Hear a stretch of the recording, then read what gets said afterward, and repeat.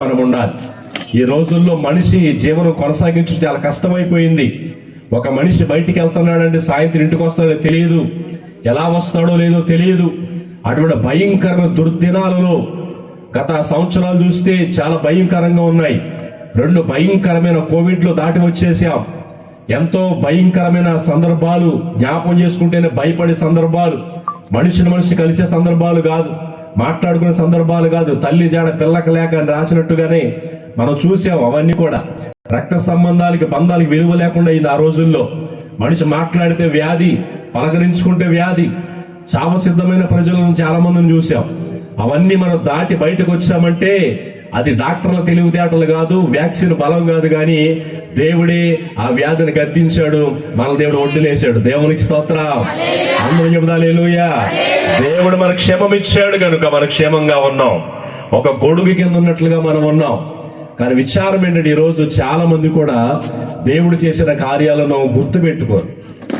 ఏం చేశాడు దేవుడు అని ఇప్పుడు పొరగడిపే చాలా మంది కూడా. ఏం చేశాడు దేవుడు, నాకు ఎందుకు వెళ్తున్నావు ప్రార్థనకి, ఏం చేశాడు మీ అయ్యగారు, ఏం చేశాడు మీ దేవుడు అంటారు. కానీ ఈ రోజు మనం ఏమై ఉన్నామో అది మన దేవుని వల్ల మాత్రమై ఉన్నాం.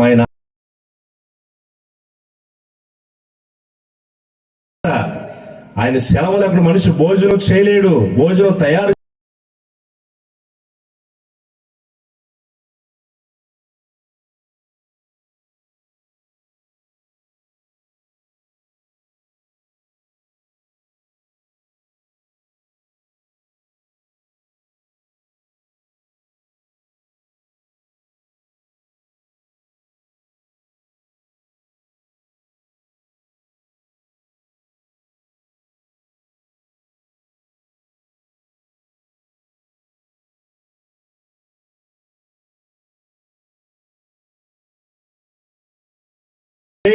అది ఒక అద్భుతం ప్రభు చేశాడు. దేవుడు కాపాడి మేలు చేశాడు కనుక మనము సజీవులుగా ఉన్నాం. దేవునికి స్తోత్రం. దగ్గరగా చెబుదాం హల్లెలూయా. నా ప్రాణమై యెహోవాను సన్నిధించుము, ఆయన చేసిన ఉపకారం దేనిని కూడా మర్చిపోవద్దు. ఏం మర్చిపోకూడదు. సమాధుల నుంచి నీ ప్రాణం విమోచించి ఉన్నాడు, కరుణా కటాక్షం కిరీటంగా ధరింపజేసి ఉన్నాడు. పక్షిరాజు వల్ల యవనము క్రొత్త దగుచున్నట్లుగా మేలుతో హృదయం ప్రభు తృప్తిపరిచాడు. మరణం నుండి ప్రాణమును, కన్నీళ్లు విడకుండా కన్నులను, జారి పడకుండా పాదములను తప్పించి సజీవులు నిలిచుండే దేశములో మన పాదములను బండ మీద స్థిరపరిచిన దేవుడైన దేవునికి స్తోత్రం. అందరం చెబుదాం హల్లెలూయా. మన బలము దేవునిదే, మన ఆరోగ్యం దేవునిదే, మన ధనము దేవునిదే, మన జీవితం దేవునిదే, మన ప్రాణము, మన శరీరము సమస్తము దేవుడిచ్చినవే. ఇది ఎవరు కలుగుంటారో వారు ధన్యులు అని ఈరోజు ప్రభు మనతో మొదటగా మాట్లాడుతున్నారు. కాబట్టి ఈ విషయం మీరు మనం అన్ని విషయాలు కూడా కృతజ్ఞతాస్తుతులు మనము చెల్లించాలి. ఏమి ఉన్నా లేకపోయినా అన్ని విషయాలు దేవునికి కృతజ్ఞత కలిగి ఉంటే ఆయన మన యందు సంతోషించు దేవుడే ఉన్నాడని ఈరోజు ప్రభు మనతో మాట్లాడుతున్నారు. కొద్దిసేపు మనం దేవుని వాక్యాన్ని ధ్యానం చేసుకుందాం. చూడండి, ఫిలెమోనుకు రాసిన పత్రిక, మనందరికి పరిచయమైన వాక్య భాగం. ఫిలెమోనుకు రాసిన పత్రిక, అందులో ఒకే ఒక అధ్యాయం ఉంటుంది. ఆ మొదటి అధ్యాయము ఒకే అధ్యాయం ఉంటుంది. అందులో 11వ వచనాన్ని మనం చదువుకుందాం. అతడు మునుపు నీకు నిష్ప్రయోజనమైన వాడే గాని ఇప్పుడు నీకును నాకును ప్రయోజనకరమైన వాడాయను. నా ప్రాణము వంటి వాడైన అతనిని నీ వద్దకు తిరిగి పంపి ఉన్నాను. బంధకములో ఉండగా నీకు ప్రతిగా అతడు నాకు పరిచారము చేయు నిమిత్తము నా యొద్ద అతన్ని ఉంచుకొనవలెనని, గాని నీ ఉపకారము బలవంతము చేతనైనట్టు కాక స్వచ్ఛపూర్వకమైనదిగా ఉండవలెనని నీ సమ్మతి లేక ఏమీ చేయుటకు నాకు ఇష్టము లేదు. చాలండి. 11వ వచనం మనం చదివితే, అతడు మునుపు నీకు నిష్ప్రయోజనమైన వాడే గాని ఇప్పుడు నీకును నాకును ప్రయోజనకరమైన వాడాయను. దేవునికి స్తోత్రం. చేతులెత్తి అందరూ చెబుదాం హల్లెలూయా. మనము సేవిస్తున్న దేవుడు ప్రయోజనము లేని వారిని ప్రయోజనకరులుగా మార్చువాడై ఉన్నాడు. నిష్ప్రయోజనమైన వారిని ప్రయోజనంగా ఉపయోగపడే వారిగా చేసే దేవుడే ఉన్నాడు. దయచేసి అందరూ కూడా నా వైపు చూస్తూ దేవుని మాటలు వినండి. ఆ ఒక్క మొక్కే చాలు, ఆ ఒక్క మాటే చాలు. ఇక రిఫరెన్స్ ఎక్కువ వద్దు. సమయాన్ని బట్టి నేను త్వరగా నా మాటలు ముగిస్తాను. దయచేసి మీరందరూ కూడా నా వైపు చూసి దేవుని మాటలు వినాలి. నిష్ప్రయోజనమైన వారిని మనం ప్రార్థన చేస్తున్న యేసు ప్రభు వారు ప్రయోజనకరమైన వారుగా మార్చు దేవుడు ఆయన. ఎవరైతే పనికిరాని వారుగా ప్రపంచములో సమాజంలో ఎన్నిక చేయబడతారో, ఎవరైతే విలువ లేని వారు ఉంటారో, ఎవరైతే తృణీకరించబడతారో, ఎవరైతే మనుషుల లెక్కల్లో ఉండరో, దేవుడు వారు దృష్టించి వారి మీద ఆయన ఆలోచన పెట్టి వారిని ప్రయోజనకరమైన వారుగా మార్చే ఆలోచన కలిగిన దేవుడు ఆయన. దయచేసి గమనించండి. మనుషులుగా మనం మనుషులను ఎలా చూస్తామంటే మంచివారుగా, చెడ్డవారుగా, ప్రయోజనకరమైన వారుగా, ప్రయోజనం లేని వారుగా, సంపాదించేవారుగా, సంపాదించిన వారుగా, విలువైన వారుగా, విలువ లేని వారుగా మనం కేటగిరీలు చూస్తూ ఉంటాం. ఒక కుటుంబంలో అన్నదమ్ములు ఇద్దరు ఉన్నారు అనుకోండి, ఆ తల్లి చదువుకున్న వారు ఒక రకంగా, చదువు లేని వారు ఒక రకంగా చూడొచ్చు. సంపాదించేవారు ఒక రకంగా, సంపాదించిన వారు ఒక రకంగా చూడొచ్చు. ఆరోగ్యం కలిగిన వారు ఒక రకంగా, ఆరోగ్యం లేని వారు ఒక రకంగా చూడొచ్చు. వారు మాట వినేవారు ఒక రకంగాను, వారు మాట వినని వారు ఒక రకంగా చూడొచ్చు. కానీ దేవుడు అటువంటి వాడు కాదు. ఎవరైతే పనికిరాని వారు ఉన్నారో, ఎవరైతే నష్టపోయిన వారు ఉన్నారో, ఎవరైతే ఎందుకు పనికిరాని వారు ఉన్నారో, ఎవరైతే నష్ట జాతకులుగా, శాపగ్రస్తులుగా ఉన్నారో, వీడు వేస్ట్ అని ఎవరైతే అనుకుంటున్నారో, దేవుడు వారి మీద దృష్టి పెట్టి వారు నిలబెట్టి వారి శక్తితో నింపి అనేకులకు ఆశీర్వాదకరంగా స్థిరపరచగల దేవుడని ఈరోజు ప్రభు మనతో మాట్లాడుతున్నారు. దేవునికి స్తోత్రం. ప్రయోజనకరమైన వారిని ఎవరు, నిష్ప్రయోజనమైన వారిని ఎవరు ప్రయోజనకరంగా మారుస్తారంటే ప్రభు చెప్తున్నాడు. మనము చదువుతున్న చదువు వల్ల ప్రయోజనకరమైన వారుగా మార్చబడి ఉండకపోవచ్చు. కొన్నిసార్లు తల్లిదండ్రులు గద్దింపు వల్ల మనుషులు ప్రయోజనకరమైన వారుగా మార్చబడక ఉండవచ్చు. కొన్నిసార్లు మన యొక్క ధనము మన ప్రయోజనకరమైన మార్చదు. కానీ బైబిల్ చెప్తున్న మాట, మనము సేవిస్తున్న దేవుడు పనికిరాని వారిని పనికొచ్చే వారుగా మార్చు దేవుడే ఉన్నాడు. బైబిల్లో మనం చదివితే దొంగ ఉన్నాడు. ఈ దొంగ పేరు ఒనేసిము. ఈ దొంగ వెళ్ళిపోయి మరి పౌలు గారి చెరసాలలో ఉన్నప్పుడు ఇతను కూడా చెరసాలలో ఉన్నాడు. పౌలు గారితో సహవాసం చేసినప్పుడు ఆయన యొక్క విధానం చూసి, ఆయన యొక్క వ్యక్తిత్వాన్ని చూసి, ఆయన ప్రార్థన చూసి ఆయనకు ముగ్ధుడైపోయి దేవునికి అంగీకరించాడు. మారు మనసు పొంది బాప్తీసం తీసుకున్నాడు. అప్పుడు ఆ దొంగ ఎవరింటి దొంగతనం చేశాడో ఆ ఫిలేమోను గారికి పౌలు గారు పత్రిక రాస్తూ అంటున్నాడు, అయ్యా మీ ఇంట్లో దొంగతనం చేసిన దొంగ ఉన్నాడు కదా, ఆ దొంగ అప్పుడు దొంగ లాంటి వాడు కాదు. నా దగ్గరకు వచ్చాడు, మారు మనసు పొందాడు, రక్షించబడ్డాడు, బాప్తీసం పొందాడు.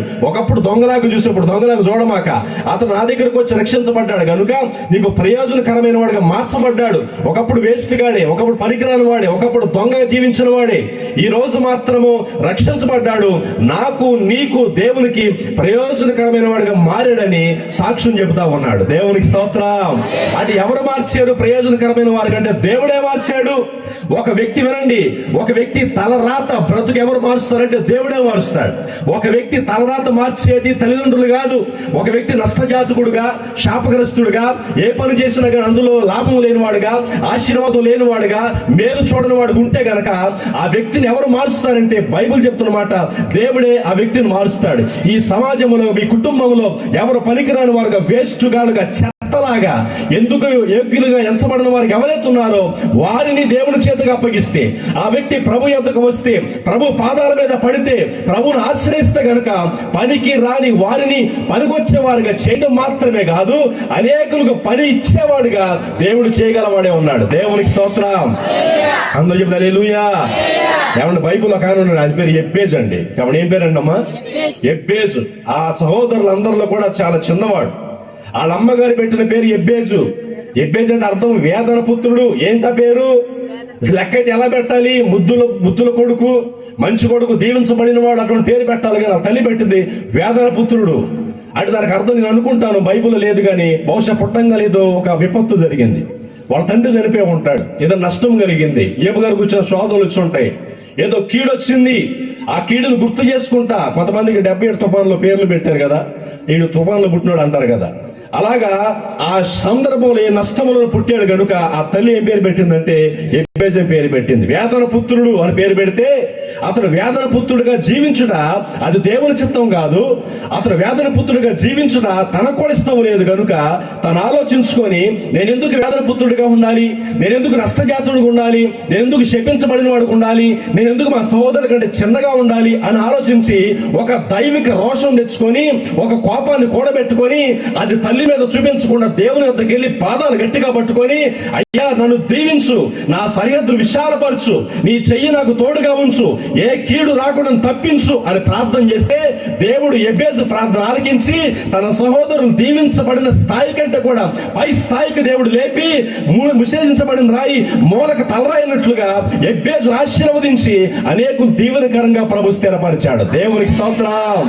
ప్రయోజనకరమైన వాడికి ఎలా మార్చబడ్డాడంటే దేవుని దగ్గరకు వచ్చాడు కనుక, దేవుని పాదాల మీద పడ్డాడు గనుక, దేవుని ఆశ్రయించాడు గనుక ఈరోజు చెప్తున్నాడు, ప్రభు మనతో మాట్లాడుతున్నాడు. ఆ మాట చెప్పడానికి ఇవన్నీ కూడా ప్రభు సిద్ధపరిచాడు. ఎవరైతే ప్రయోజనం లేని వారు ఉన్నారో, వేస్ట్ గాళ్ళు ఉన్నారో, చెత్తలాగా చూస్తున్నారో, ఒకవేళ నీవున్నావేమో ఏ విషయంలో కూడా లాభం లేక, ఆశీర్వాదం లేక, మేలు చూడక తృణీకరించబడిన వ్యక్తిలాగా నీ కుటుంబంలో, నీ సమాజంలో, నీ ప్రాంతంలో, నీ బంధువులలో ఎందుకో పనికిరాని వాడుగా జీవించి ఉన్నా గానీ చచ్చిపోయిన వాడుగా ప్రజలు చూస్తా ఉంటే, నీవు దేవుని యొద్దకు వస్తే, ప్రభు తట్టు తిరిగితే, ఆయన పాదాల మీద పడితే, ఆయన ఆశ్రయిస్తే, ఆయన పాదాలు గట్టిగా పట్టుకుంటే అనేకులకు ఆశీర్వాదకరముగా నిలబెట్టగల దేవుడే ఉన్నాడు ఆయన. దేవునికి స్తోత్రం. ఎవరైతే వేస్ట్ గాడు అన్నారో వారే నీ అపాయింట్మెంట్ కోసం వచ్చేటువంటి పరిస్థితుల్లో దేవుడు ఏర్పాటు చేయవాడే ఉన్నాడు. ఎవరైతే ఎవరి దగ్గరికి వెళ్ళి భోజనం అడిగేవో వారికి భోజనం పెట్టేవాడుగా ప్రభుని చేయబోతా ఉన్నాడు. ఎవరింట్లో కింద కూర్చున్నావో వాళ్ళే వచ్చి నీ పాదాల దగ్గర కూర్చున్న వారుగా ప్రభు చేయబోతున్నారు. నీ పాద ధూళి నాకేవారుగా, నీ దగ్గరకు వచ్చేవారుగా, నేను ఆశ్రయించేవారుగా, నీ విలువను ఘనతను పెంచేవారుగా ప్రభు చేయబోతున్న దేవుడు ఆయన. దేవునికి స్తోత్రం. అందరూ చెబుతారు హల్లెలూయా. యేసేపు గారి కళలు వచ్చినాయి బైబిల్లో. అతని వయసు అప్పుడు చిన్న వయసు, అన్నలందరూ కూడా పెద్దవాళ్ళు, మేసాలు వచ్చినాయి. యేసేపు వయసు చాలా చిన్న వయసు. ఆ చిన్న వయసు యేసేపు గారి కళలు వస్తే, అన్నయ్య నా కళలు వచ్చినాయి అన్నయ్య అంటున్నాడు. ఆ నలుగురు అన్నదమ్ములు, ఆ 10 మంది అన్నదమ్ములు, 9 తల్లులు పుట్టినవాడు, 3 తల్లులు పుట్టినవారు, ఒక తల్లికి పుట్టినవాడు యేసేపు. అందరికి తండ్రి ఒక్కడే. ఈ 3 తల్లులు పుట్టినటువంటి 10 మంది అన్నలు కూడా ఒక మాట మీద ఉన్నారు. యేసేపు ఒక్కడే విధానంగా వెళ్తా ఉన్నాడు. యేసేపు కళలు వచ్చింది. ఆ కళలు అంటున్నాడు, అన్నయ్య నా కళలో 10 పనులకు సాష్టాంగ నమస్కారం చేస్తానే అన్నాడు. అప్పుడు ఆ అన్నంలో ఒకడు కళలకు అర్థం చెప్పాడు. అంటున్నాడు, 10 పనులు అంటే మేమేగా, 10 అన్నలు మేము సాష్టాంగ నమస్కారం చేయాలా అంటే మేము ఎంత కడుపులో పెట్టుకున్నారు మా మీద, నువ్వు మా చిన్నోడు అయ్యి ఉండి, మా క్యారేజీలు మోసేవాడి ఉండి, మేము వచ్చి నీ సాష్టాంగ నమస్కారం చేయాలని కడుపులో మంట పెట్టుకున్నారు యేసేపు మీద. మరో కళ చెప్తున్నాడు, పుండు మీద కారం చెల్లినట్టుగా. మళ్ళీ అంటాడు, అని నా కళ వచ్చింది, 10 నక్షత్రాలు సూర్యుడు వచ్చి నాకు నమస్కారం చేస్తానన్నాడు. ఊరి ఎంత తెగించాడురా, 10 నక్షత్రాలు అంటే మేము కదా, సూర్యుడు అంటే నాన్న, చంద్రుడు అంటే అమ్మ, మేమందరం శాస్త్రంగా నమస్కారం చేయాలి. వీడు మామూలుడు కాదు, వీడు నక్సలైట్ కంటే ఘోరం. వీడు ఖచ్చితంగా ఏదో కూడా చేద్దామని కడుపులో పెట్టుకున్నారు, ఒక పక్కన పెట్టుకున్నారు యేసేపు. అసలు కారణం లేదు, కేవలం ఏంటంటే ఒక మాట, దీవించబడిన మాట ఉంది కనుక. ఒకరోజు వచ్చింది, యేసేపు పట్టుకున్నారు, కలగనోడు వస్తున్నాడని పట్టుకున్నారు, గొడవ ఆళ్లే పుట్టించారు, సృష్టించారు, యేసేపును గోతులో పడేశారు, అమ్మేశారు. ఆడు పీడ వదిలిందని అనుకున్నారు. కానీ కాలము దేవుడు స్వాధీనం చేసుకున్నాడు. టైం వచ్చింది. ఒకరోజు ఏం జరిగిందంటే, ఏ అన్నలైతే యేసేపును అమ్మేశారో ఆ అన్నలు యేసేపు దగ్గరకు వచ్చి మాకు భోజనం పెట్టి బ్రతికించాయి అని అడిగేటట్టుగా దేవుడు యేసేపు నిలబెట్టాడు. దేవునికి స్తోత్రం. కళ వచ్చినట్లుగా కూర్చుంటే వచ్చినట్లుగానే ఆహారం కోసం వచ్చి నమస్కారం చేశారు. బ్రతికించు, మా బ్రతికించు, మా కుటుంబం బ్రతికించు, మా చాకుండా కాపాడమని యేసేపు అడిగారు. ఎందుకు మాట చెప్తానంటే,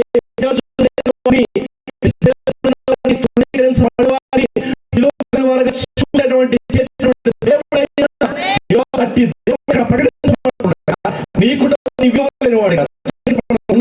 నువ్వు ప్రభు యొద్దకు వస్తే, ప్రభు చెంతకు వస్తే, ఆయన పాదాల మీద పడితే, ఆశ్రయిస్తే, ఆయన రక్షణ కలిగి ఉంటే, ఆయన సంఘంలో పెద్దగా జీవిస్తుంటే, నీ రాత్రులు మార్చి దేశానికి, జనమునికి ఆశీర్వాదకరముగా ప్రభు స్థిరపరచిన దేవుడే ఉన్నాడు. దేవునికి స్తోత్రం. హల్లెలూయా, హల్లెలూయా. ఎవరు పట్టించుకోపోయిన ఎవరు చూస్తారంటే, నీ విలువ ఎవరు తెలియదు కానీ దేవుడు తెలుసు. విలువ దేవునికి తెలుసు, మన విలువ దేవునికి తెలుసు. మన వాళ్ళు కొన్నిసార్లు మన విలువను చాలా తక్కువగా చూడొచ్చు, కానీ మన వాళ్ళు మన దృష్టిలో, వాళ్ళ దృష్టిలో మనం చాలా నీచంగా చూడొచ్చు. కానీ నీ రక్త సంబంధికులే, నా రక్త సంబంధికులే, మన యొక్క విలువ ఎంచని వారుగా వాడిదే ఉందని అనుకోవచ్చు. కానీ మన దేవుడు అలా అనుకునేవాడు కాదు. మనలో ఉన్నటువంటి శక్తి, సామర్థ్యాన్ని బయట పెట్టి ఆయన మహిమార్థమే, ఆయన పరిచయ నిమిత్తము, ఆయన రాజ్యము నిమిత్తము నిమిత్తము ఆయన యొక్క ఉద్దేశాలను మన పట్ల నెరవేర్చి అనేకులు దీవెనకరంగా సిద్ధపరచగల దేవుడే ఉన్నాడని ఈరోజు ప్రభు మనతో మాట్లాడుతున్నారు. దేవునికి స్తోత్రం. అందరూ చెప్తారు హల్లెలూయా.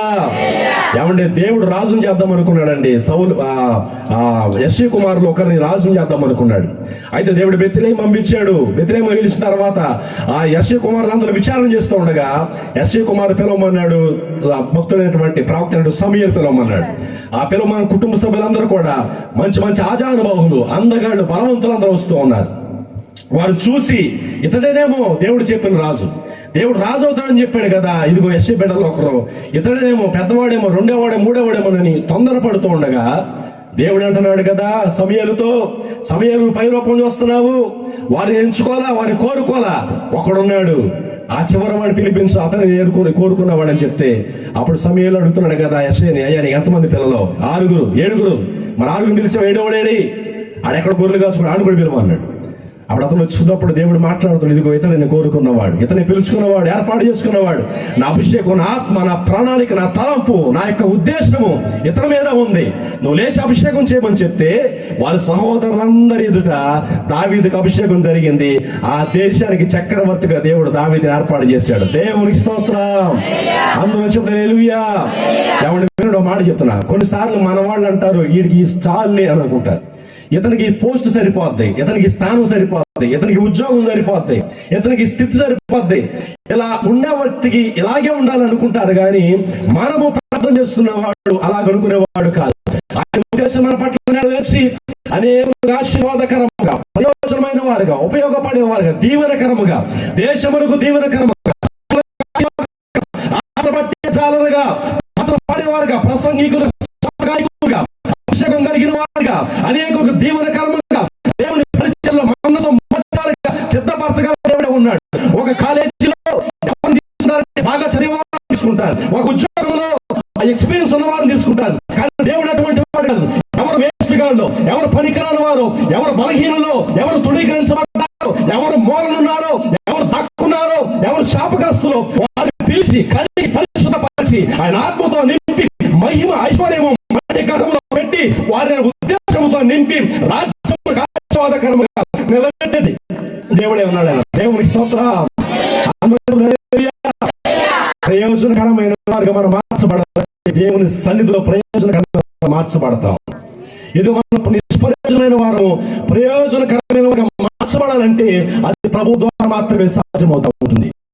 ఈరోజు నీ జీవితం ఎలా ఉన్నా తెలియదు, కానీ నీ కుటుంబం ఎలా ఉన్నా తెలియదు, కానీ కూడా నష్టాన్ని చూస్తా, అన్ని విషయాలు కూడా శాపాన్ని చూస్తా, అన్ని పోగొట్టుకున్నావా, ఇబ్బేజ్ లాగా ఉన్నావా, నువ్వు ప్రభు యొద్దకు చేరితే, ప్రభు తట్టు చూస్తే గనక నిశ్చయంగా ప్రభు నిన్ను అనేకులు దీవెనకరంగా సిద్ధపరచువాడే ఉన్నాడు. అందరూ చెబుతా హల్లెలూయా.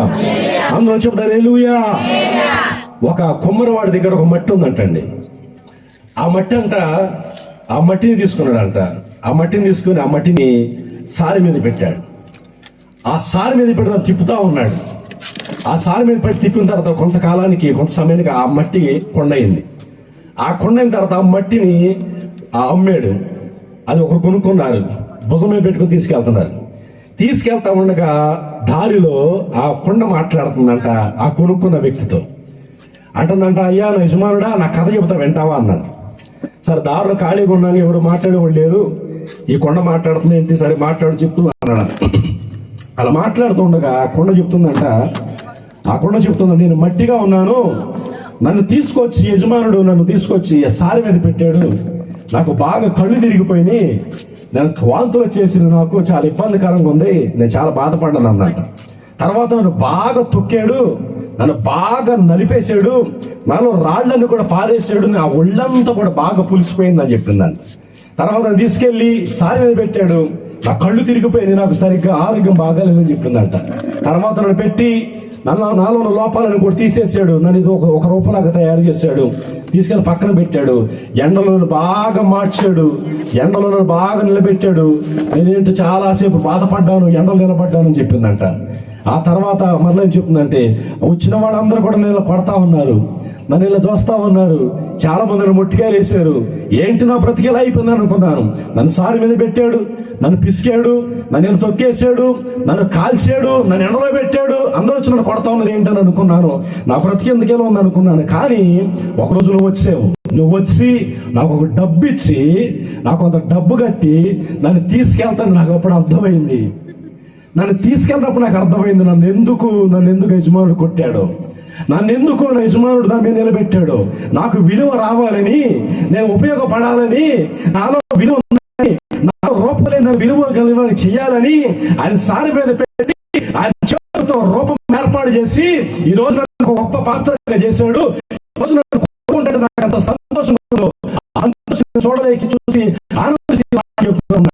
ఎందుకు మాట చెప్తున్నానంటే మా దేవుడు పరమకుమారు ఆయన పరికరాన్ని బట్టి వారికి నిలబెట్టాయన రూపం ఏర్పాటు చేసి సార్ మీద నిలబెట్టి, సారే సంఘాన్ని గుర్తు కనుక సార్లో నిలబెట్టి, సంఘం నిలబెట్టి పరిశుద్ధి ఆయన కాల్చి సరిచేసి అందరూ శుద్ధి చేసి ఆయన పాత్రగా దేవుడే ఉన్నాడు. ఆయన దేవునికి స్తోత్రం.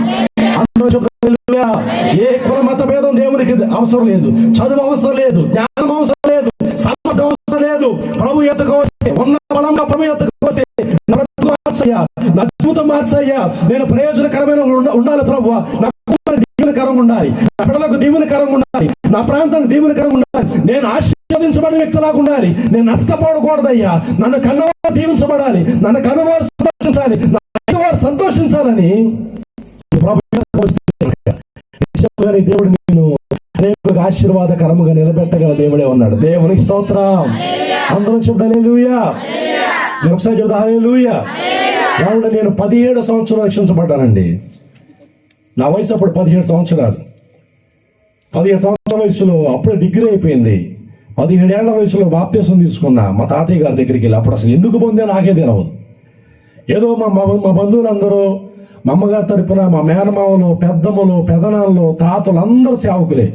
నాకు సిగ్గేసింది ఒక రోజు. మా వాడు ఎంతమంది సేవకులు, నేనేంటి సినిమాలు చూస్తున్నాను, ఎందుకు ఎట్లా ఉండాలి అని అనిపించి నాకు మనసుకి ఒక గిల్టీ ఫీలింగ్ కలిగి దేవుడి దగ్గరకు వస్తే బాగుంటుంది, ఎప్పటికైనా రావాల్సిందే, అదే అందరూ చేరే రేవదే కదా, వెళ్లాల్సిందే ప్రభు యొద్దకు ఎప్పటికైనా అనిపించింది నాకు.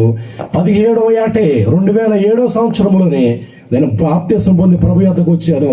ఈ రోజు ప్రభువు నన్ను వాడుకుంటా ఉన్నాడు. దేవునికి స్తోత్రం. అయ్యగారు కూడా, ఇమానుయేల్ గారు కూడా, ఆయన వచ్చి వాక్యం చెప్తాడు. మేమందరం చిన్నపిల్లలప్పుడు మేమందరం కాలేజీలకి వెళ్తా, సినిమాలు చూస్తూ ఉండేవాళ్ళం. అప్పటికైనా దేవుని సేవలో ఉన్నాడు. మా ఇంటికి మా ప్రాంతం వస్తూ ఉండేవాళ్ళు దైవ సేవకులు. ఎందుకు మాట చెప్తున్నానంటే, ప్రయోజనము లేని వారిని వేస్ట్ గాలను దేవుడు చేతుల్లో పడితే దేవుడు ఉపయోగపడేవారుగా చేయగల దేవుడే ఉన్నాడు. అందరం చెప్తా హల్లెలూయా. ఈరోజు నువ్వు ఏమి లేకపోయినా కానీ, ఏమి కలిగి ఉన్నా కానీ, ప్రభు యొద్దకు ఉన్న పడం వస్తే గనక నిత్యముగా నేను దీవించగల దేవుడే ఉన్నాడండి. ఎవరైతే నిన్ను చూసి హేళన చేశారో, ఎవరైతే నిన్ను చూసి పనికిరాని వాడన్నారో, వారే నిన్ను చూసి సంతోషించినట్లుగా, నీ చేతి కిందకు వచ్చినట్లుగా, నీ సహాయం కోరేటట్లుగా దేవుడు చేయగల దేవుడే ఉన్నాడు. నీ అవును ప్రతిగా, నిందుకు ప్రతిగా పూజ దేవుడే ఉన్నాడు. నిన్ను బలపరిచి దేవుడే ఉన్నాడు. నిన్ను ఆశీర్వదించి నీ ఆశీర్వాదం నీ సంతతి మొత్తము నీ సంతతి మొత్తము కూడా నీ స్థిరపరచగల ఉన్నాడు. అలాగ చేయాలంటే ఈ రాత్రి మీదకి రావాలి, దేవుని చేతుల్లో రావాలి. నన్ను వాడుతున్నాయ్యా, నన్ను సరిచేయండి అయ్యా,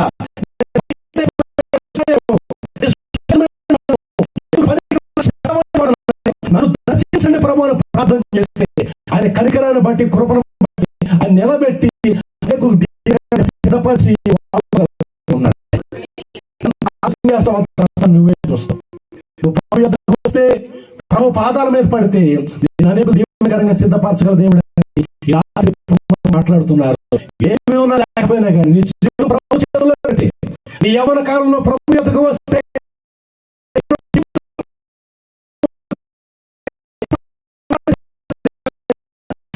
త్యాగం చేస్తున్నావు. దానికి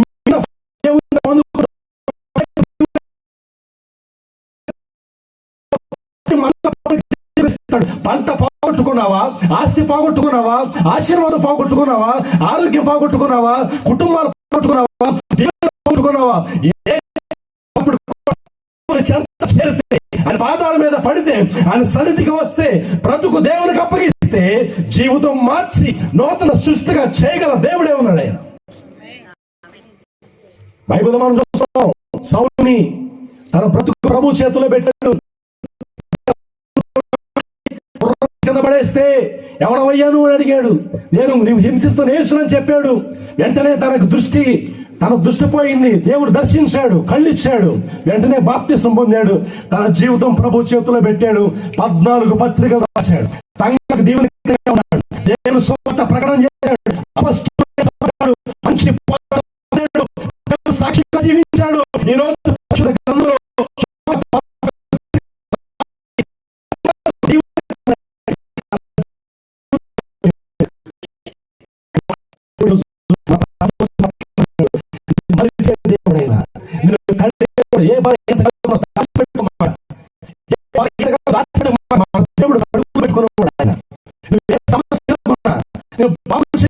ఉన్నాడు ఆయన.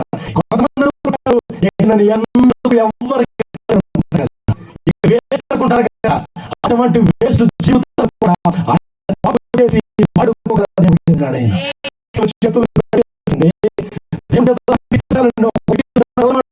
రొట్టె ప్రభు చేతులు పెడితే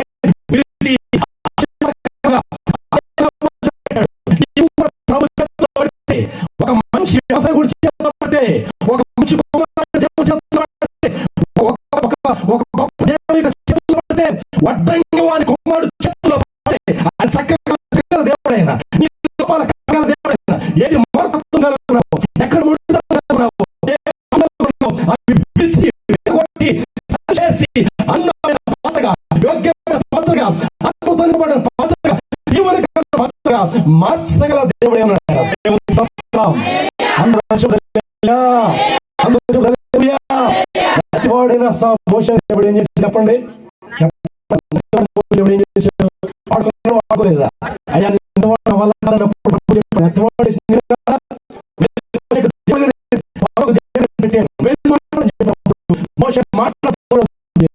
ఇదిగో బైబిల్ మనం గమనిస్తే పేతురు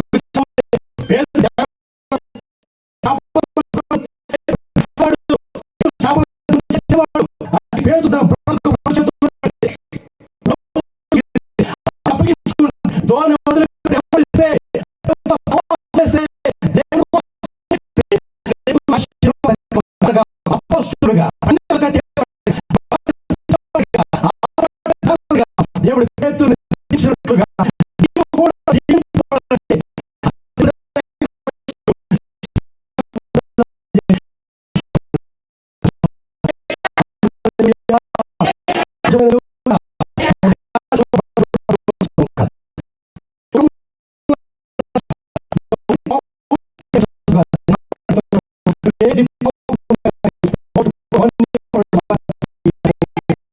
ఆస్తి పోగొట్టుకున్నా, దేవుని పోగొట్టుకున్నా, కుటుంబాన్ని పోగొట్టుకున్నా, సంపద పోగొట్టుకున్నా,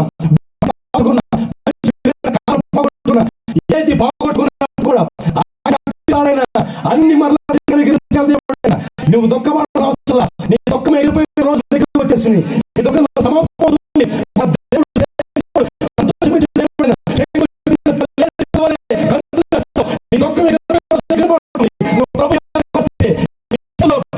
జీవితాన్ని పెడితే అప్పగించు వాడుకునే పాత్ర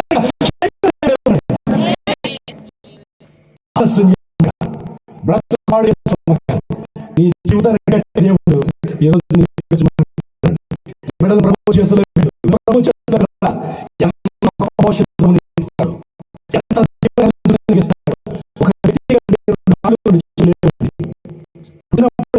కాళ్ళు చేతులు అతను మొండిగా పుట్టాడు. చూస్తున్నారు మెర్సికల్ అంటే ఇంజక్షన్ చంపేద్దాం. తల్లి కడుపు ఒప్పుకోవాలి,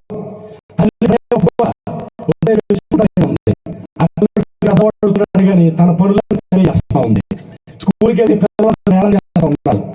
కాళ్ళు చేతులు లేనివాడు అని అందరూ హేళన చేస్తా ఉన్నారు.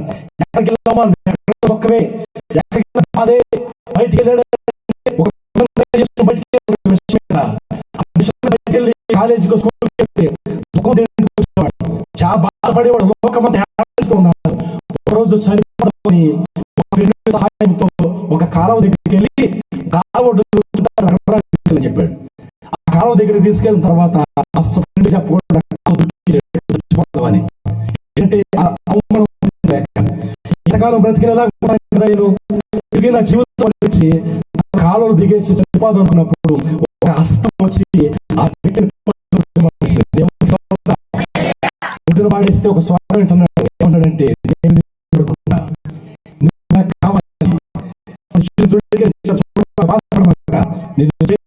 నేను ఆ తట్టు చూడు, నా తట్టు తిరుగు, నీ బ్రతుకు నా చేతుల్లో పెట్టని చెప్తే యవనస్తుడు బాప్తిస్మం పొందాడు, దేవుని అంగీకరించాడు.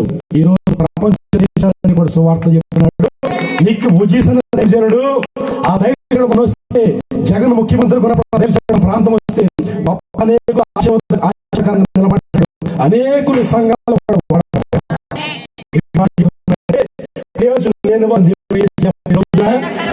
సీఎం కాలం వచ్చినట్టు వస్తారని ఆయన వస్తానండి, ఆయన వస్తానండి, ఆయన వస్తానంటే చాలా మంది వాక్యం చెప్తుంటే ఆత్మహత్య మానేస్తారండి. అంతగా దీవించబడ్డారండి, మొండవండి, కాళ్ళు చేతులు లేవండి, అతనికి చదువు రాదు, ఆయన నేర్చుకున్న దేవుని కృప అభిషేకం పరిగ్రహం చేస్తుంటే చచ్చిపోవాలనుకున్న వారు కూడా బ్రతుకుతున్నారు, కట్టబడుతున్నాయి, జీవితాలు కట్టబడుతున్నాయి, అందరూ మంచి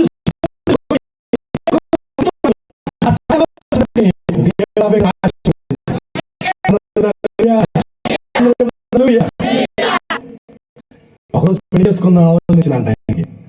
దేవుడు చెప్పాడు పెళ్లి చేసుకున్నాడు.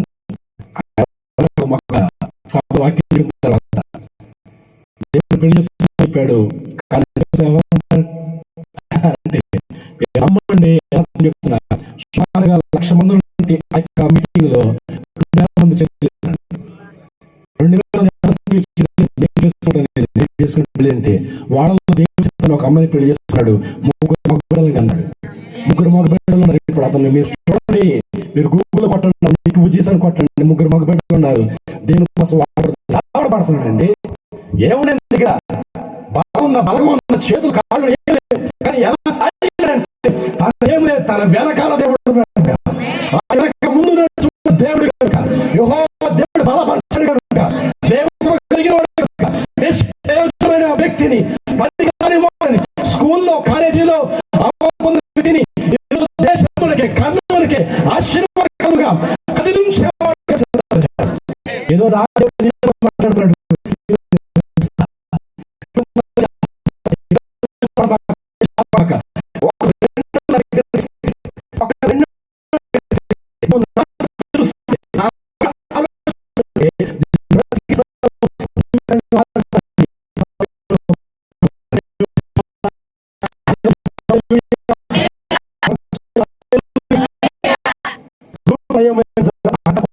బైబిల్లో దేవుడు చెప్పని స్థలం ఉద్దేశం బిడ్డలు తీసుకుని పేరు కోడలు మాత్రం నిలిచి ఉన్నారు. 2 కోడల్లో 2 కొడుకులు భర్తను కలిగి ఊరింది. అక్కడికి వెళ్ళిన తర్వాత భర్త 2 కొడుకులు చనిపోయారు, కోడలు విధవాళ్ళు అయ్యారు. ఉంది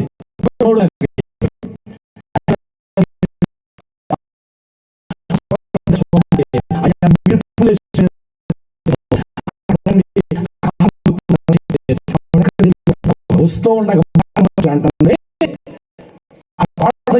నా కోడలారా మీకు అవ్వాలమ్మస్తులు వివాహాలు అవ్వాలి, పెళ్లి చేసుకోవాలి, పిల్లలు కనాలి, మీరేం పెళ్లి చేసుకోండి చెప్తే పెద్ద కోడలే అవకాశం సద్వినియోగం తీసుకుంది.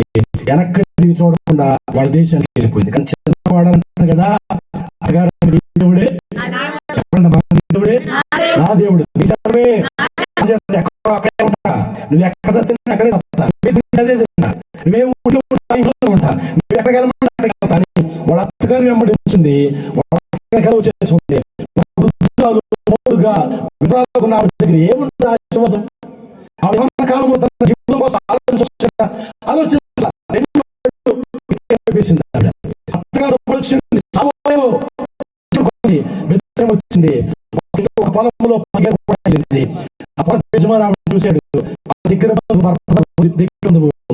చూశాడు, వివరాలు తెలిసినా కానీ ఆవిడ మారింది. కుటుంబానికి దీవెనకరంగా ప్రమాణించాడు.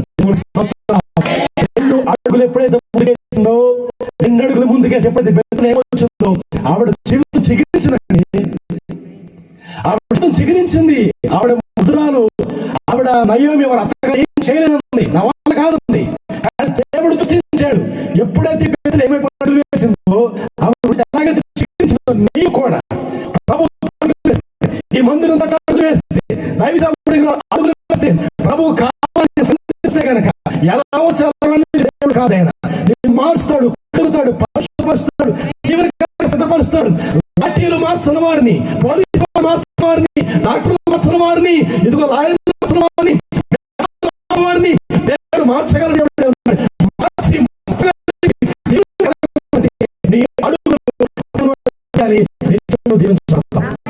నువ్వు దీవించబడాలి అంటే దేవుడు ప్రభుత్వం చూడాలి.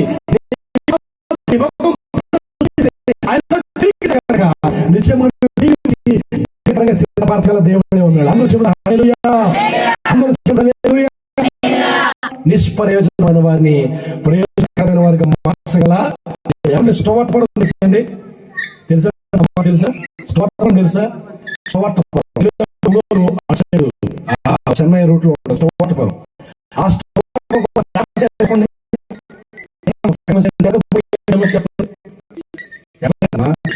చిలకూరు ఫేమస్ ఏంటి?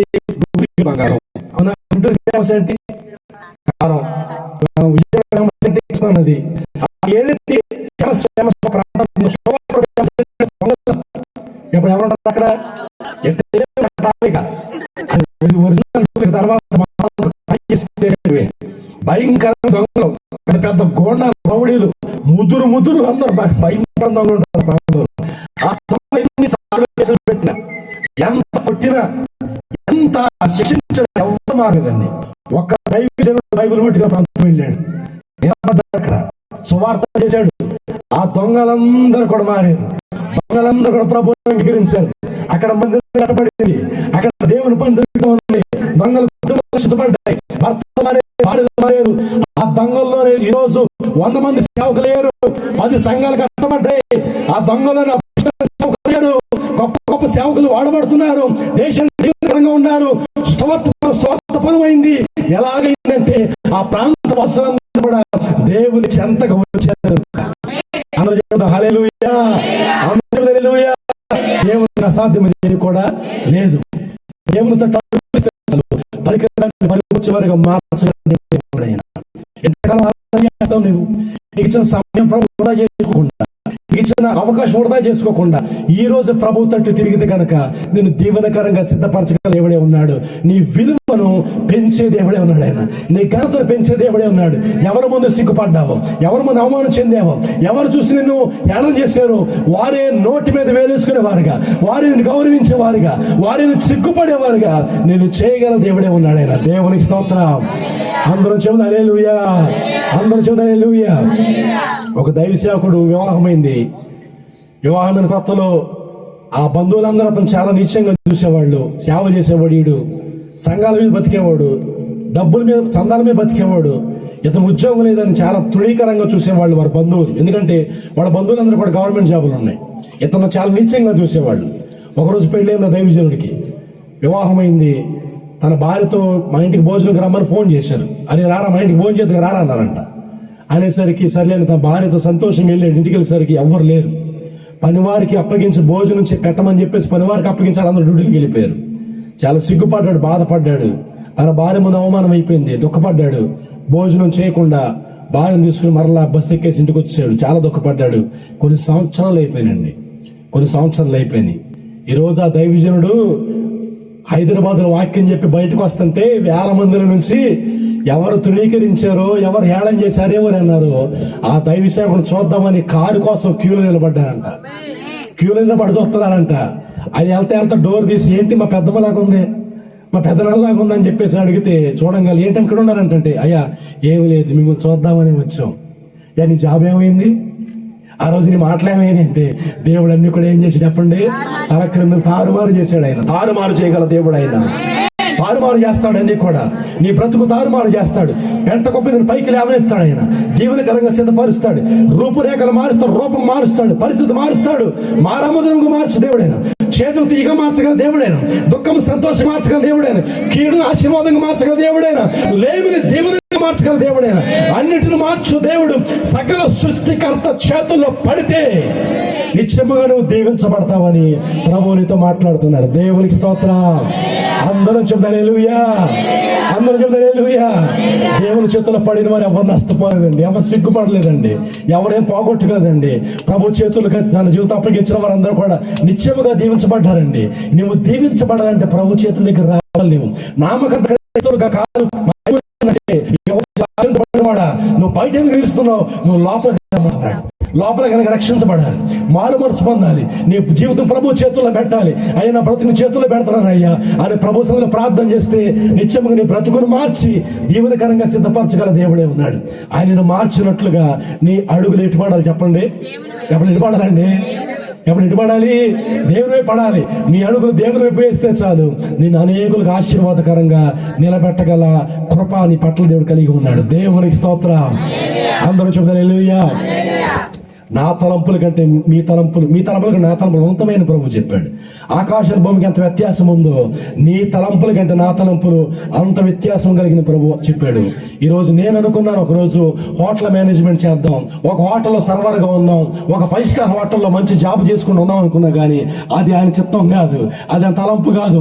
జనములకు ఆశీర్వాదకరంగా ఈ చేతితో బాప్తీసాలు ఇవ్వాలని, ఈ చేతితో సంఘాల వాక్యం చెప్పాలని, ఈ చేతితో స్వస్థ ప్రార్థన చేయాలని దేవుని ఉద్దేశం కనుక ఆయన పిలిచి ఏర్పాటు చేసుకున్నాడు. ఈ రోజు మీ మధ్య నిలబడి ఆ సాక్ష్యం ప్రభు చెప్పిస్తా ఉన్నాడు. ఈ రోజు ప్రభు దగ్గరకు వస్తే, ప్రభు చేతుల్లో పడితే పనికి రాని వారిని, పాడైపోయిన వారిని బాగు చేయగల దేవుడైనా, గుండె చెదరు వారు బాగు చేసే దేవుడైనా, పడిపోయిన వారు ఉద్ధరించే దేవుడైనా, కృంగిపోయిన వారు లేవనెత్తే దేవుడైనా, అట్టి దేవునికి రాత్రి వస్తే గనక మునుపు ఎన్నడూ చూడని కార్యాలు నువ్వు ఖచ్చితంగా చూస్తావు. నీ జీవితం నువ్వే చూసి సంతోషపడతావు. ఏంటి నా జీవితమైనది అని నువ్వు చూసి ఆశ్చర్యపోయే రీతిలో నేను నిలబెట్టగల దేవుడైనా. నీ ముఖము నిండా సంతోషం కలిగిస్తాడు, నీ హృదయంలో ఆనందం కలిగిస్తాడు, ప్రజల ముందు ఘనత కలిగిస్తాడు. దీవెనకరముగా నేను సిద్ధపరచగల దేవుడే ఉన్నాడు ఆయన. అందరూ చెబుదా హల్లెలూయా. అందరూ చెబుదా హల్లెలూయా. మరొకసారి చెబుదా అందరూ కూడా హల్లెలూయా. ప్రభు దగ్గరకు వస్తే నిష్ప్రయోజనమైన వారిని అని ఏం చేస్తారు చెప్పండి? ప్రయోజనకరమైన వారిగా మార్చగల దేవుడే ఉన్నాడు. ఒక తండ్రి అంట ఒక పాపని ఒక హాస్పిటల్ తీసుకెళ్ళాడు. చిన్న దెబ్బ తగిలింది. ట్రీట్మెంట్ హాస్పిటల్ తీసుకెళ్తే ఆ హాస్పిటల్ అంతా కూడా చాలా పాడైపోయి అక్కడక్కడ కూడా పెచ్చులు ఊడిపోయి లోపల బయట ఏం బాగాల. సరే ఆ టైంలో అవసరం కదా హాస్పిటల్కి వెళ్ళి పిల్లలకు గాయం కట్టించాడు. గాయం కట్టిన తర్వాత తీసుకెళ్ళిపోయాడు, ఇంటికి వెళ్ళిపోయారు. సుమారుగా 5-6 సంవత్సరాలు అయింది. 5-6 సంవత్సరాల తర్వాత ఆ తండ్రి అటు నుంచి వెళుతున్నాడు. అప్పుడు అక్కడ హాస్పిటల్ లేదు కానీ ఒక అందమైన హోటల్ లాంటి పెద్ద భవనం ఉంది. అది చూసి ఆశ్చర్యపోయి అక్కడ అన్నవాళ్ళని అడుగుతున్నాడు, ఏంటయ్యా ఒకప్పుడు హాస్పిటల్ ఉండేది ఇక్కడ, హాస్పిటల్ ఏదంటే ఇక్కడ ఒకప్పుడు బాగా హాస్పిటల్ ఉండేది కదా, అందరు జనం వచ్చేవాళ్ళు కదా, ఇప్పుడు హాస్పిటల్ ఏంటి హోటల్ కట్టారంటే ఆ పక్కన టీ హోటల్ అని అంటున్నాడు. అయ్యా ఇది కూడా హాస్పిటలే, అప్పుడు మీరు చూసిన హాస్పిటల్ ఇప్పుడు కూడా చూస్తే కూడా హాస్పిటలే. అదే హాస్పిటల్లో కానీ మేనేజ్మెంట్ మారింది, డైరెక్టర్ మారాడు, చేతులు మారిని. ఒకప్పుడు వేరే వారి చేతిలో ఉంది కనుక అట్ట పాడైపోయింది అయ్యా. ఇప్పుడు డైరెక్టర్ మారాడు, నడిపించే వ్యక్తి మారాడు, ఇంకొకరి చేతిలోకి వచ్చింది, దాన్ని అందంగా మార్చాడని చెప్పాడంట. ఎందుకు మాట చెప్తున్నానంటే నీవు ఇప్పుడు మనుషుల చేతుల్లో ఉన్నావు, ఇప్పుడు సాతాను చేతుల్లో ఉన్నావు కనుక నీకు విలువ తెలియట్లా. అదే దేవుని చేతుల్లో పడితే, వడ్రంగ వారి కుమారుడికి పిలవబడే సూపర్వారి చేతుల్లో పడితే, అందమైనటువంటి దేవుని చేతుల్లో పడితే, మంచి గొప్ప దేవుని చేతుల్లో పడితే గనక నీ యొక్క విలువను పెంచి, నీ ఘనతను పెంచి, యేసేపును అధికారిగా, యేసేపును భోజనం పెట్టేవాడుగా, యేసేపును అన్నలను పోషించేవాడుగా, యేసేపును ఐగుప్తును పోషించేవాడుగా ఎలాగ నిలబెట్టాడు, స్థిరపరిచాడు.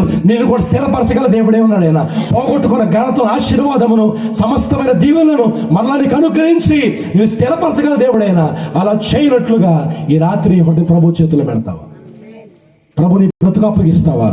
నిత్యముగా ప్రభు నేను వాడుకొని అనేక దేవుని కరంగా సిద్ధపరుస్తా. ఆలస్యం చేయమాక, ఆలస్యం చేయవద్దు. ఇదే రక్షణ దినము, ఇదే అనుకూల సమయం, మిక్కిలి అనుకూల సమయం. ప్రభు నీకు దొరికే కాలం ఇది.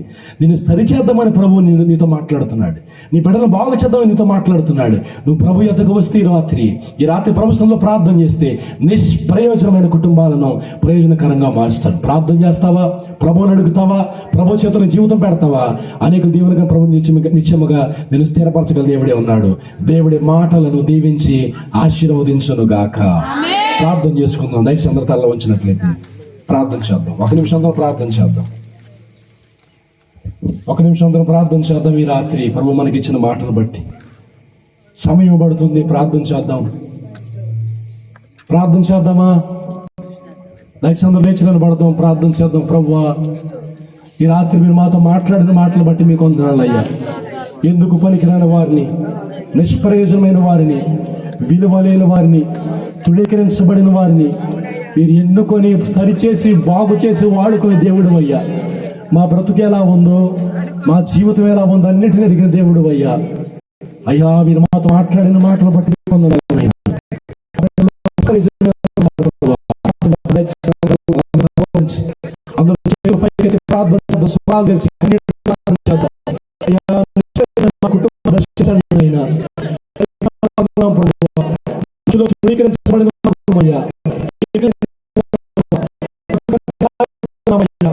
జీవితం అంతా చేయగలుగుతున్నామయ్యా. మా జీవితం ఎందుకు మాతో మాట్లాడిన మాటలు పుట్టించారయ్యా. మాకు దాసు పుట్టించారు. మమ్మల్ని మరిచేవయ్యా, మమ్మల్ని బాగు చేసే దేవుడు నాయన. ఆశ పుట్టించారయ్యా, ఆశ చిక్కింపజేశారు నాయన. మమ్మల్ని కలగండి నాయన. ప్రయోజనకరమైన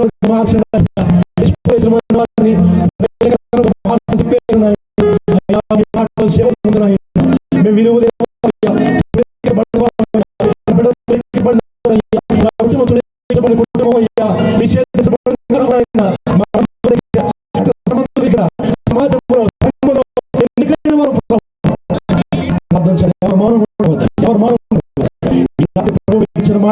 ప్రార్థన చేయండి. ప్రార్థించిన వారు కార్యం జరిగించండి. ప్రార్థన నిష్ప్రయోజన వారిని చెప్పారు ఆయన. మా దగ్గర లేదయ్యా, మేమెవరికి ఉపయోగకరంగా లేవయ్యా, ఉపయోగకరంగా లేవయ్యా, సమాజానికి ఉపయోగకరంగా లేవయ్యా. ఒక 2 చేతులు లేని వ్యక్తిని వాడుకున్నారు. ఒక మొండాన్ని దేశానికి నిలబెట్టారయ్యా. ఒక మొండాన్ని ఈ శక్తి కలిగిన దేవుడు అయినా వాళ్ళు మీతో వేస్తున్నాం ప్రభువా. ఒక ఆశీర్వాదం లేదయ్యా, దీవెన లేదయ్యా.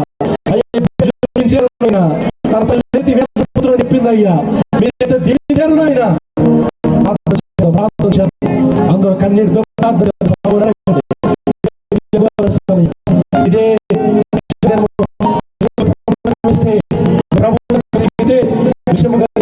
ప్రభుత్వం ఉన్నాడు. హల్లెలూయా, హల్లెలూయా, హల్లెలూయా.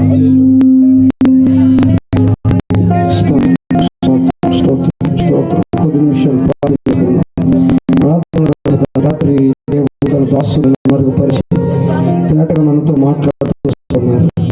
ఈ విలువైన నిష్ప్రయోజనమైన వారిని దేవుడు ప్రయోజకులుగా ఒక ఉన్నతమైన పాత్రలుగా ఆయన చేసే దేవుడు, వాడుకునే దేవుడు ఆయన. మూడు బారిన జీవితాలను చీరింపజేసే దేవుడు ఆయన. ఏ విలువ లేని వారిని విలువైన పాత్రలుగా చేసేవాడు ఆయన. తన రూపంలోనికి తన మార్చేవాడు ఆయన. ఎంతమంది ద్వారా జ్ఞాపకం చేస్తున్నాడు. ఎవరికి విలువ లేని వారిని మనలో వెలివేశారు, ఎవరికి విలువ లేని వారిని మన చురకలుగా చూశారు, అటు వారి మధ్య గొప్ప విలువైన పాత్రలుగా మనం చేయబోతున్నాడు.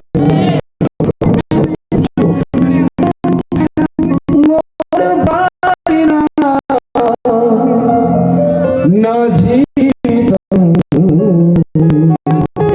నీ ప్రేమతో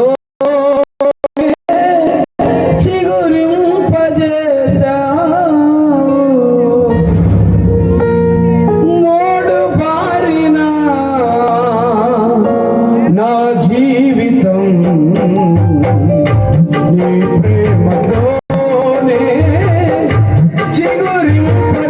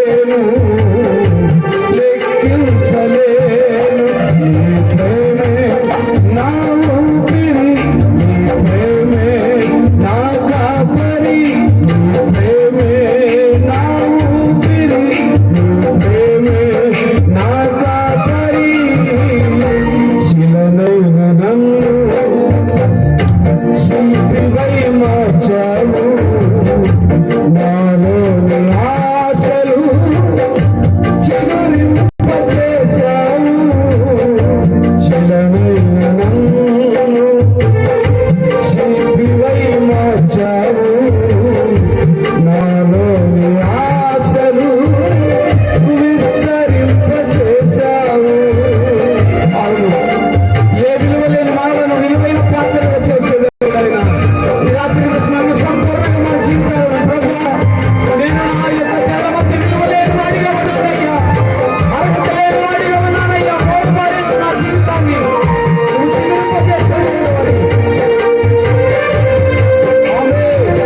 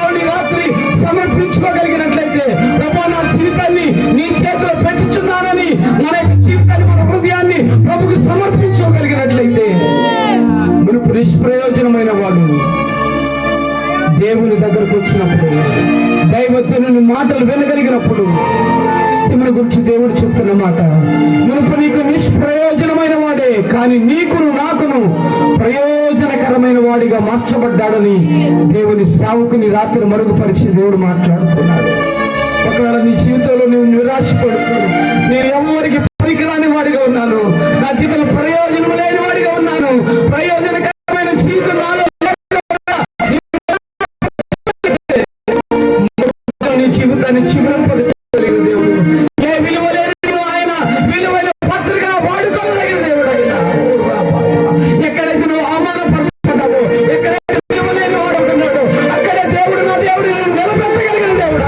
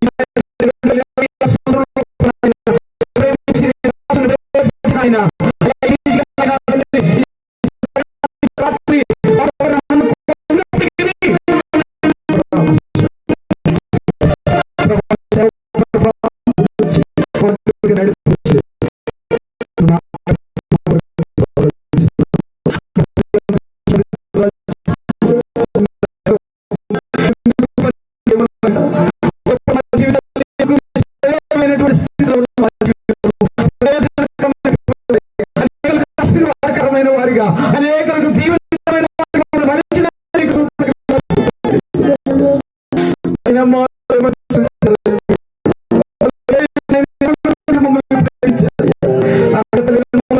అభాగ్యమైన మమ్మలను నాయన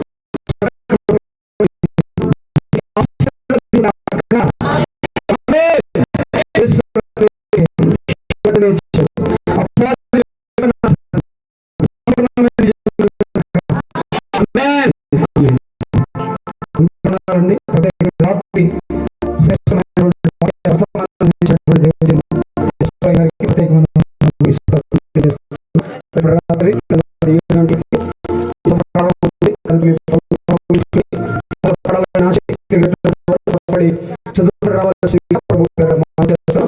ముఖ్యంగా మీరు దయచేసి ప్రార్థన చేయండి. మంచి వాతావరణం దేవుడి వాళ్ళని రెండు రాత్రులు ఈ స్థలంలో అనేక రక్షించబడినట్టుగా ప్రార్థన మరొకసారి కూడా